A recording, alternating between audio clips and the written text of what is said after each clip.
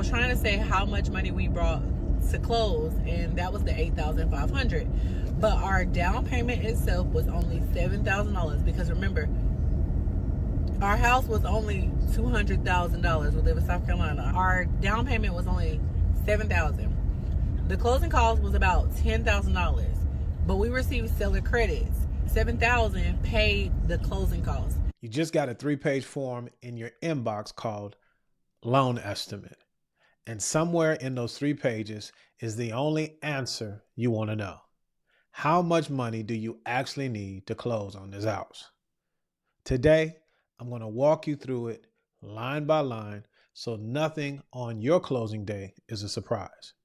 Grab your loan estimate and let's go through it together. Leg up. First, let me tell you why this form exists. Years ago, families would show up to closing, ready to get their keys to their home, and the number would be different than what they were told prior. And it actually would be a lot higher, sometimes by a lot.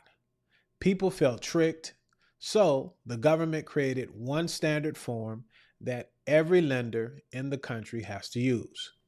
That's your loan estimate. Here's the first thing to know. Once you finish your application, your lender has 3 business days to get this form to you. 3 days. If it takes longer than that, that's a sign for you to ask questions. And here's the second thing. The form is an estimate. The rate you see is only locked if you actually locked it in. If you didn't, that number still can move. So always ask your lender, is my rate locked? Yes or no? Here's an example of a loan estimate. And we're going to do a little markup while we go through the video. So when you get this loan estimate, as you see over here to the left-hand side of the screen here, as you see over here on the left-hand side of the page, as you see over here on the left-hand side, you'll have the issuance date, the day it was issued, your information, or whoever's buying, the property address, and the sales price of the property. Over to the right, you'll have the loan term, the purpose. Are you buying or are you refinancing? The product or the loan type, as I like to call it. And in this example, we're looking at a conventional here. But if it was FHA, it would be checked here, VA here. And over here, if it was USDA, it would be checked as well. The loan ID typically is the loan number that your lender has assessed to you for your application.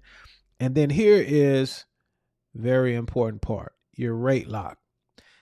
Per the intro of the video, has this loan been locked? If it's a no, then everything else that you're going over, you have to tell yourself this is an estimate. As far as the payment is concerned, it's not locked in. This interest rate is not locked. So the numbers that I'm seeing here in just a minute in this first section are going to move. They can get worse. They could possibly get better. But if it says yes, it'll give you how long you have for that interest rate that's being locked. So now as we go down the page, since this conventional loan at $180,000, 30-year amortization, conventional, it's locked at 3.875%. And so we get the loan amount, which is the difference between the sales price and what you've put down as far as the down payment is concerned on conventional loans. So there is your total loan amount. That's your interest rate, 30-year amortization. So on this example, it says until 4/16/2013 at 5 p.m. Eastern Standard Time, that this interest rate is locked. It says all other estimated closing costs expire on 3/4/2013. And so it's giving you basically a month difference where all of these other estimates on this closing cost will expire. And then it tells you when the actual interest rate is going to expire as far as this lock is concerned. So this is money on this example. You can hang your hat here. And we're going to get to the closing costs here in a minute, but all of this is important. So I wanted to go through an actual form. So now another thing that you'll see on this form that I like to look at are the prepayment penalties and balloon payments. Most loans today that we're doing are qualified mortgages, meaning they're either going to be 15 or 30-year fixed. And so there's not any prepayment penalties. Some loans could. And in this example, it says yes, this loan has a prepayment penalty, and it could be as high as $3,240 if the loan is paid off within the first 2 years. So you want to pay attention to this section if you actually have a loan estimate. And then balloon payments, not really seeing those in years, but a balloon payment basically means, say like on an ARM, adjustable rate mortgage, you may have had a certain period of time where the interest and principal was fixed. And then after this certain period of time, the whole loan is due, whatever the remaining balance is, or you would have to refinance it. But don't see those often now. So as we move down, as we're working towards how much money you actually have to close, this is very important because these are examples and summaries of the principal and interest, mortgage insurance, if it's applicable, or MIP for FHA loans, and the estimated escrow account. And this booger right here is what has been causing a lot of people blues. But in this loan estimate, it's going to give you an average anywhere between the first 1 to 7 years and then the remaining amount of time. And the reason this is important is because you see on this conventional loan, they're saying after you made a certain amount of payments, this PMI will automatically fall off. Now, that's not the case when it comes to an FHA loan, depending on the percentage you put down. If you put less than 10% down, the MIP, the mortgage insurance premium, which is synonymous with private mortgage insurance, will remain for however long you have that FHA loan. Very important to understand. If you put 10% down on an FHA loan, then after year 11, the annual portion, not to be confused with the upfront funding fee, but the annual portion of that insurance will automatically fall off. Can't accelerate it. You could possibly accelerate it on a conventional loan. But as you can see, it gives you an example of the payments during those time periods when you have PMI in this case and when you don't. Okay. So now, escrow account. Escrow accounts, like I said, have been all of the rage over the last couple of years because a lot of new construction, people don't understand what makes up the taxes and insurance and how it can fluctuate. And I asked the editor to put an example of one of the most recent videos that we did to help you understand that here on the screen so you can go educate yourself. But my point is this: estimated taxes and insurance. Here's the deal. Taxes and insurance are going to go up. How much depends on where you live. So in this example, total estimated payment starting off is $150. And after year 7, the PMI falls off and my principal and interest goes to that. Then my total payment, not just principal and interest, goes to $968. And that's if everything stays the course, meaning my escrow account doesn't increase. So we've answered that question. The second one is, how much do I have to bring? And in this example, it's $16,000. $16,000. This is where a lot of people get off. Whoa, what? Why do I have to bring so much? This is why you guys are here on the video. We're going to go over that here on page 2 of the loan estimate. Now, here's the deal. This loan estimate is made up of several sections. In fact, it goes from A to H, well, actually J. And so the first section, we're going to call this the lender section. This is the only section that your lender, your loan officer, has control over. Every other section is an estimate or a cost that we as lenders don't control. Okay. And what you need to focus on is the total of section A, regardless of how it's comprised. But if you have any points that you're paying, okay, then I want you to pay attention. You may have heard it as described as discount points, right? Well, discount points is nothing more than you paying for a lower interest rate and bringing those monies for that difference upfront in cash. You don't have to pay discount points. And this is where a lot of you all as buyers hurt yourselves. I won't go say miss, but actually choose a loan that's more expensive because you don't understand. You might look and say, this lender says my par interest rate, meaning you don't have to pay anything to get this, is 6.5. But you're saying, well, hey, my lender gave me a 5.99%, but you don't understand that comes with 3% that you're paying up front. 3% of what? Of the loan amount. Okay. And in this case, it would be $162,000, right? So let's pull out the calculator. You take 162,000 and multiply it times 3%. And so you're paying an additional, as I'm using this as an example, I'm not saying that's the case, but you'll be paying an additional $4,800 here. But what you're looking at is the interest rate, and you think you're winning. You're not. So this is why you have to understand when you get a loan estimate, page 2, right? Because most of us are just want to know, well, what's the estimated cash to close?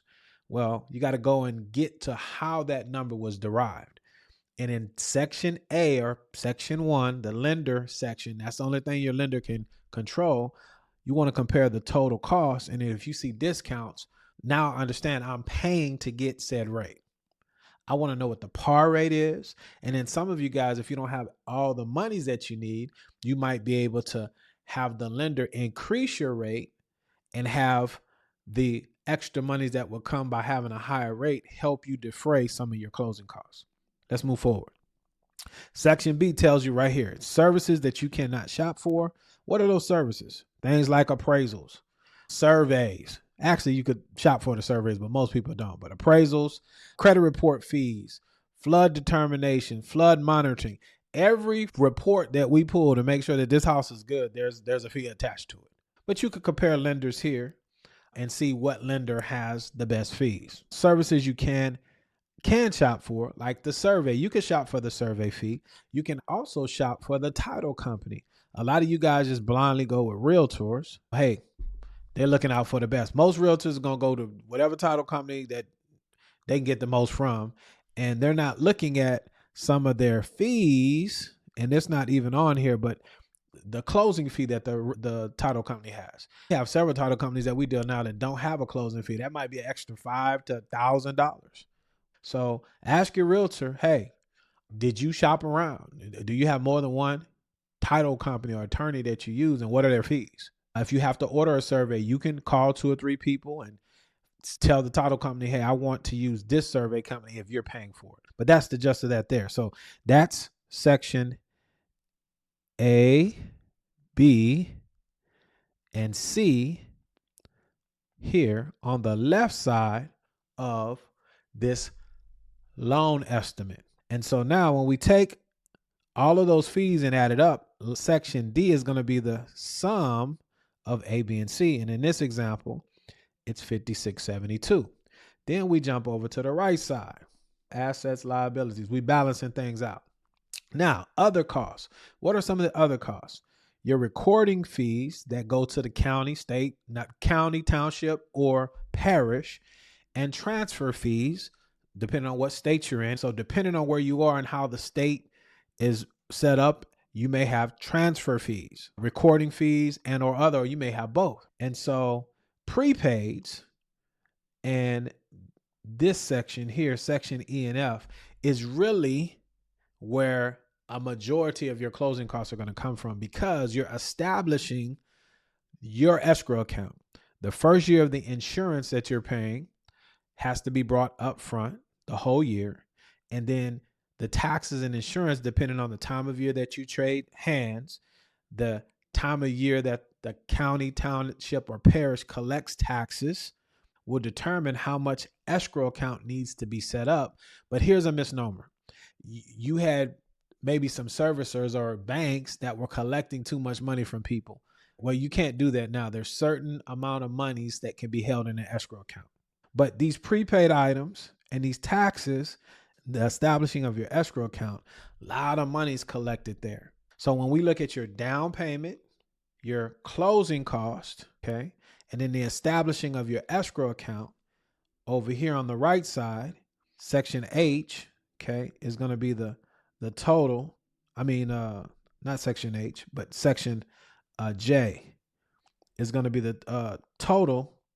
Let me digress. Section I is going to be the total of E, F, G, and H. Okay. And then section J is we're going to take section D, the total of the left side, and section I, the total here on the right side, and we get $8,054. Now, one other thing that I didn't mention is the owner's title policy. That's typically $100, and get a owner's title policy. Quick story, and this just happened last year. First time this has happened to me ever. Young lady purchased the house. We did the loan. Title work, everything was done. Realtor, everybody did everything that they were supposed to do. So about 8 months later, I get an email from the young lady saying, hey, I got this message. Long story short, it was an attorney saying, hey, you bought this house and you didn't have the right to buy it. And there are some siblings or some family members here on the other side that they own this house.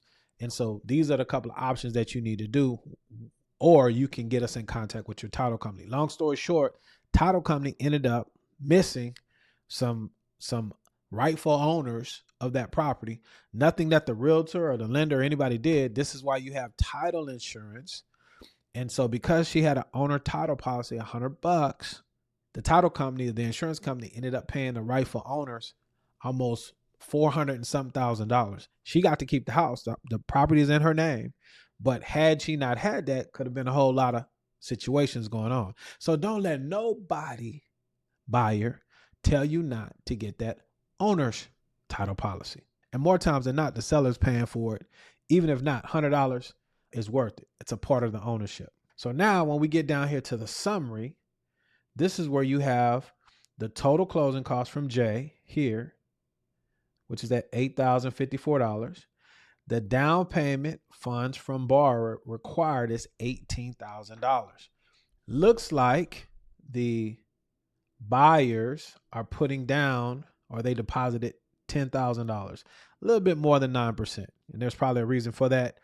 The more you put down, the better the private mortgage insurance is. But it's saying that when you add up the amounts, the down payment funds from the borrower, $18,000, they've deposited 10, and so we have $16,054 left over in this example that can be estimated as your estimated cash to close. And so this is how you look at a loan estimate. You see, that's where they came up with their estimated cash to close. And notice it keeps saying estimated because these figures can change. Notice here, there's no amount for sellers from the credit, but credits from the seller. Maybe the contract was negotiated and the sellers are going to give a certain percentage towards the buyer to help defray these costs. But long and short, this is how you look at a loan estimate, heavy on the estimate. Last thing I want to look at, because I want to be very clear, this is where a lot of people on YouTube and things of that nature say, well, man, you should never buy a house, because in the first 5 years, it's saying that your total will be paid in principal, interest, mortgage, insurance, and loan costs will be this $56,000. And that's a true statement. And your principal will have paid off $15,000 towards principal. And a lot of people use that as an example and say, man, you've been there for 5 years and you paid all this money in interest, because it's interest loaded up. Most of the people that I speak to, home ownership is not something that you're looking at as a financial piece, not primary residence. There's other reasons why you purchase. Also, the annual percentage rate, the APR, is not the same as your interest rate. This APR is higher than, on this example, the interest rate is 3.875 here. That was actually locked. It says yes, but the APR is 4.274. Why? The APR shows you the cost. It takes the cost of you actually closing this loan, borrowing this money at this time, expressed as an interest rate.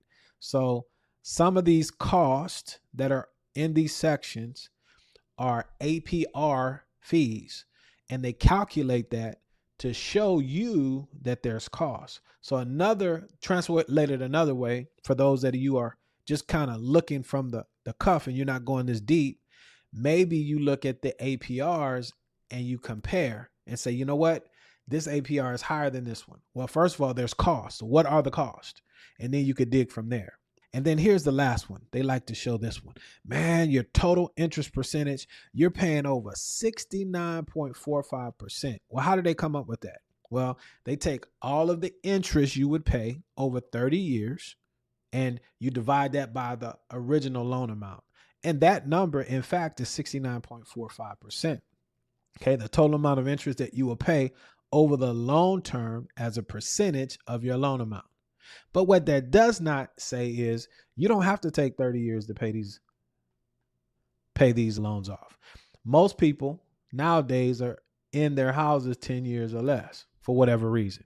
So there's a lot of things that are not put there. Don't let these numbers scare you, but this is another way that you can compare.